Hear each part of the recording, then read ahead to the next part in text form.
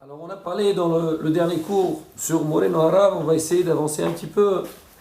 On avait parlé donc de l'importance qu'il donnait pour la kdusha de la synagogue. Kvod Bet HaKnesset. Il n'y a pas seulement la kdusha de la synagogue, mais au niveau de la tfila. Et bien sûr, quand on le voyait tous prier, alors on voyait c'est quoi une vraie tefila. Comme il était complètement concentré dans sa tefila, et il était d'avour les Boré Olam. Mais je voudrais raconter une petite anecdote par rapport à l'importance de la tefila. On sait que Moreno Arav, il avait l'habitude de voyager 2 fois dans l'année en Israël. Il allait pendant la Iloula de Rabbi Maslih Mazouz, et il allait aussi avant Tisha B'Av. Une fois, en général, le Rav, quand il veut acheter son billet, il y avait, Baruch Hashem, il y avait des gens autour de lui qui lui réservaient tout ce qu'il avait besoin.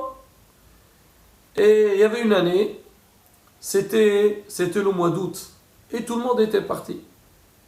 Et le Rav, il m'a dit, voilà, je voudrais partir en Israël, et il paraît, c'est un peu, il n'y a pas de place et tout. Je dis, Rav, je vais essayer de faire le nécessaire. Moi, de mon côté, ça m'a beaucoup dérangé, quoi. Le Rav, il a besoin de partir. Et normalement, on va dire, sur le champ, on le fait monter. Et Baruch Hashem, j'ai commencé à faire la vérification. C'est pas comme aujourd'hui, les gens sur Internet, tout de suite, ils trouvent ce qu'ils veulent. Et j'ai vu les prix. Et c'est vrai que les prix, ils étaient un petit peu chers. Et Baruch Hashem, j'ai contacté quelques personnes et on a trouvé un très bon prix. Alors, le lendemain, je viens chez le Rav et dit, Baruch Hashem, on a trouvé donc une place et aussi un prix très très très intéressant. Ah, je lui dis, et il entend ça, il était content, Baruch Hashem, donc c'est bon, il va partir en Israël. Après, il m'a dit, à quelle heure le vol? Je dis, Rav, le vol c'est à 7h du matin. Regardez sa réponse à la bataille. Il me dit, c'est vrai, c'est bien tout ce que tu me dis. Mais comment je vais faire avec la tefila de Shaharit? Je vais prier Biyahid Shaharit. Je lui dis, Rab, ne vous inquiétez pas, ils vont organiser dans l'avion, ils vont faire dans la salle d'attente. Il m'a dit, non, je ne pars pas. Si tu vas me trouver une place ou tu vas me trouver moins cher pour que moi je rate ma tefila Betsibour, ça ne m'intéresse pas. Il m'a dit, c'est pas grave, cherche un autre horaire, même si c'est plus cher. Rabotai, sur le champ, c'est pas quelqu'un qui l'a dit d'accord, il a réfléchi, après il a eu ce qu'on appelle, son matzpoun n'était pas tranquille, il n'avait pas la conscience tranquille par rapport à la prière. Sur le champ, c'était quelque chose qui est inculqué en lui. Et c'est ça, ses messages. Et c'est pour ça que Moreno Arabe, Baruch Hashem, il a réussi. Pourquoi il a réussi? C'est que tout le monde le respectait. Il était Ahouv la Maqam ou Ahouv la Biriot. Parce que, on dit, il était Torato, c'était son habit. Il a dit, voilà, c'est pas quelqu'un qui va dire une chose et derrière, il fait autre chose. Pas du tout. Alors, comme toujours, comme on a parlé la dernière fois, au niveau de Saranava, et là, Rabotai, il y a lieu de rappeler une image aussi, une scène, que vraiment, quand je me rappelle, c'est encore, on a de l'admiration et voir c'est quoi. Je me rappelle une fois qu'on a été zoché, que Moreno Arabe, Rav Odia Yosef, il était venu à Paris. Alors moi, il y a quelqu'un qui m'a appelé, il m'a dit, tu sais que Rav Odia Yosef, il va venir à Paris. Il a demandé, on lui a préparé un programme, il a dit, moi, mon programme ne peut pas être fait si vous ne m'organisez pas une rencontre avec Rabbi Bougit Saadon. Il m'a dit, voilà le Rav, il veut, il dit, Bismillah. Donc tout le monde était content que Rav Yosef il va venir. Alors moi, je parle avec le Rav.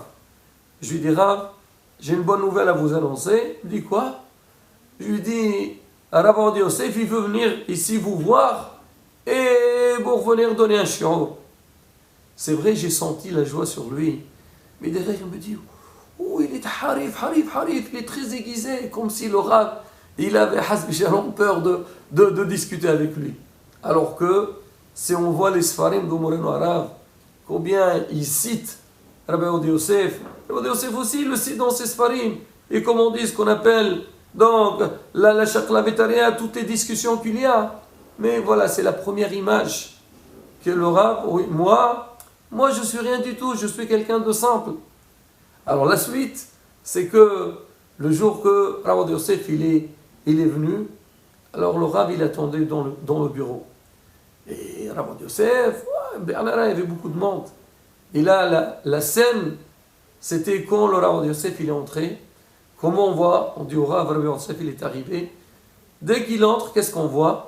On voit les deux, ils se sont inclinés, pratiquement ils se sont tapés par la tête. Et l'un, il veut embrasser la main de l'autre. Et c'est ça la beauté, c'est quoi? La hanava, la modestie de nos maîtres. Une fois, je me rappelle que le Rav, on a parlé au niveau de l'enseignement que dans la yeshiva, et on sait que dans le programme de l'Imoud à Djerba, en Tunisie, c'est que les élèves, chaque année, ils changent de masech, ils changent de Gemara. C'est ce qu'on dit là-bas, Dora Mtabessa, Dora Psahim, Dora Msea, on appelle ça Dora, le cercle, le groupe d'études. Et c'est chaque fois, une fois que tu as fini, on va dire que tu as étudié la Sugia, donc tu passes à un autre Sugia. Et nous, c'était pareil, il avait instauré à la yeshiva, c'est que on fait le programme au début, les enfants ils apprennent à lire, etc. Après, une fois qu'ils ont dans la Gemara, chaque année, ils doivent faire une nouvelle Sugia, une nouvelle Gemara. Et moi, chaque fois que je viens, je lui demande Rav, quelle Gemara on enseigne cette année. Il me dit, et lui, il me dit, regarde, pour moi, le plus important, pour un enseignant, pour un Rav, quand il va enseigner, c'est savoir intéresser l'enfant, première chose, mais il faut que le Rav il soit sûr et certain que l'élève, il a tout, on va dire tout le mahalach, tout l'étude qu'il va faire, il le connaît dans tous les sens. Il dit l'enfant, quand tu lui poses des questions, essaye de le hasbi shalom, on va dire perturber, mais perturber dans le sens pour savoir si vraiment il tient la route ou pas. Alors pour ça, bien sûr, il faut bien préparer, il faut bien expliquer, mais aussi on a besoin des mefarshim, donc des commentateurs, qu'ils ont parlé sur le thème dans lequel tu travailles, pour donner un cours, on va dire, de qualité.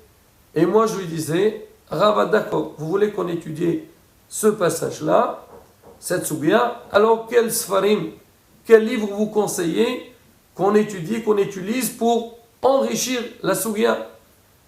Alors le Rav sur le champ, il commence à me répondre, tu vois tel, Pni Ushua, Rashban, il me donne une série donc de mes farshim, et à la fin il me dit, tu sais, cette soubia-là, il y a Megid Hadashot, il a parlé un petit peu.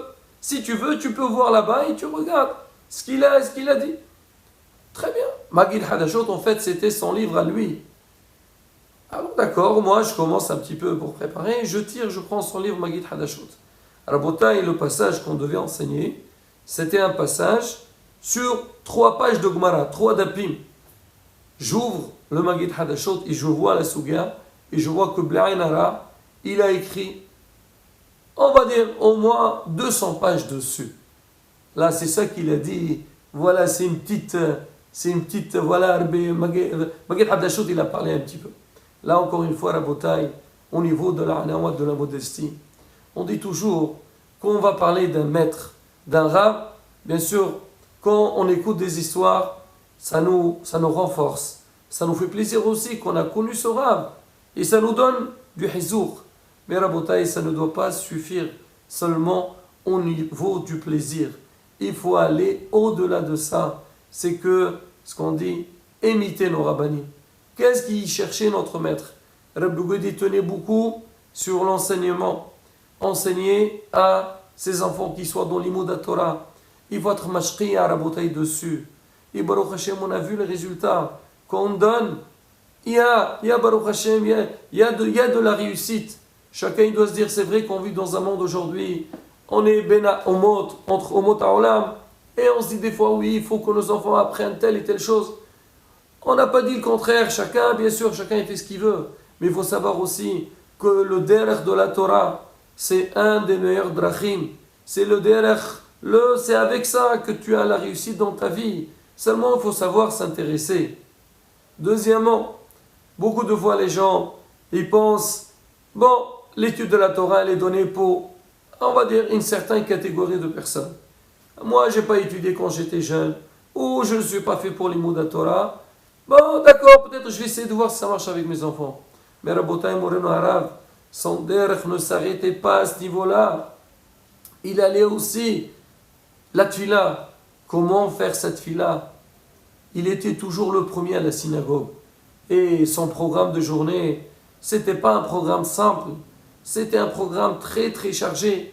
Le matin, quand il venait, alors il fait la tfila. Après, il fait Haqq l'Israël. Après, il donne un cours aux élèves. Et tout ça, et il ne goûte rien. Des fois, on lui a amené un petit café ou un petit cake.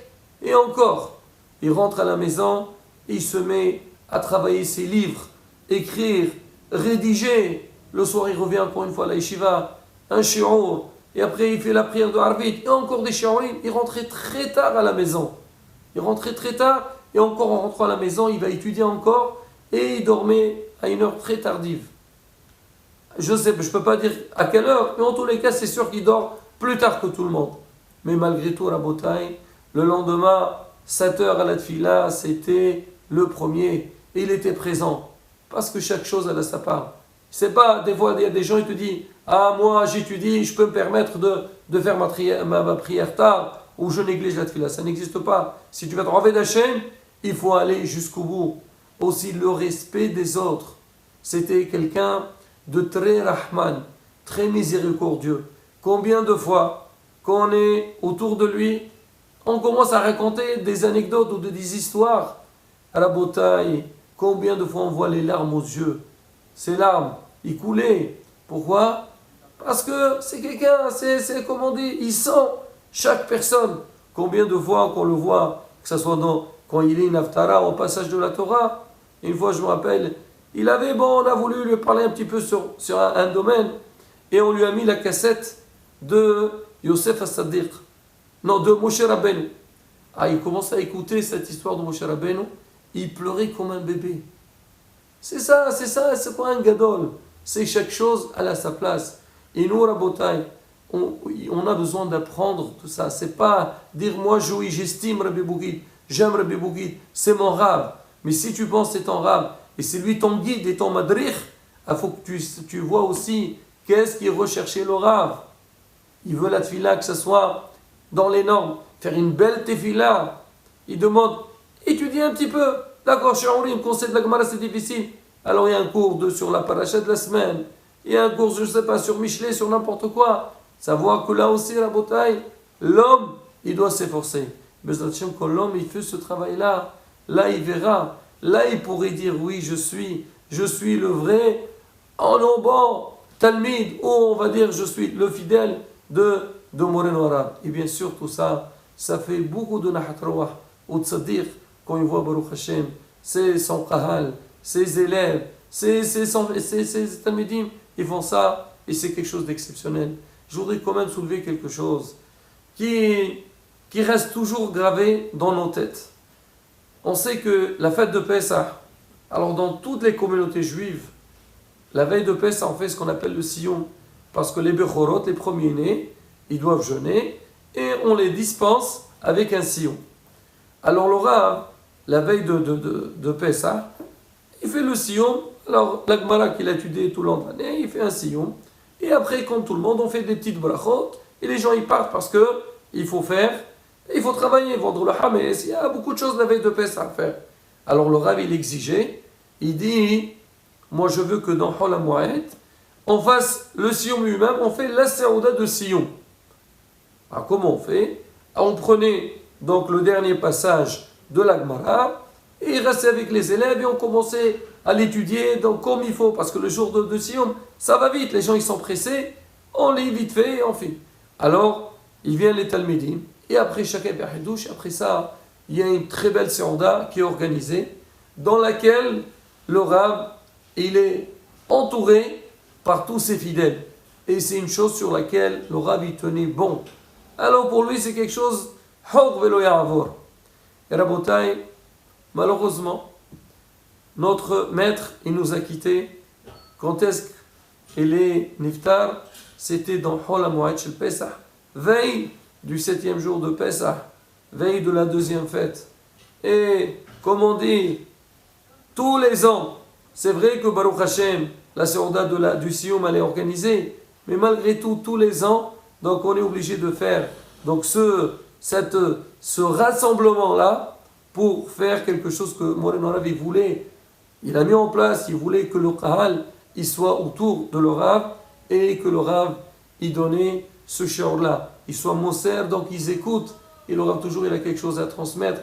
Et on aime bien écouter ce que nos maîtres, ils veulent nous transmettre. Là, encore une fois, la bataille, et Zechro Baruch, que Bezat lui, de l'endroit où il se trouve, il soit militzio, Sharba'adeno, il soit mitpalel, surtout tout le clan d'Israël, et qu'on soit zoché b'mera b'yamenu, la Géoula Shlema, et Yokoyam Banu, מה שכתוב, כי מסת חמש מצרים, כי מסת מצרים אראנו נפלאות, כה נורא בעזרת השם בניסים ונפלאות, ונזכה לגאולה השלמה במהרה בימינו, אמן כן יהי רצון.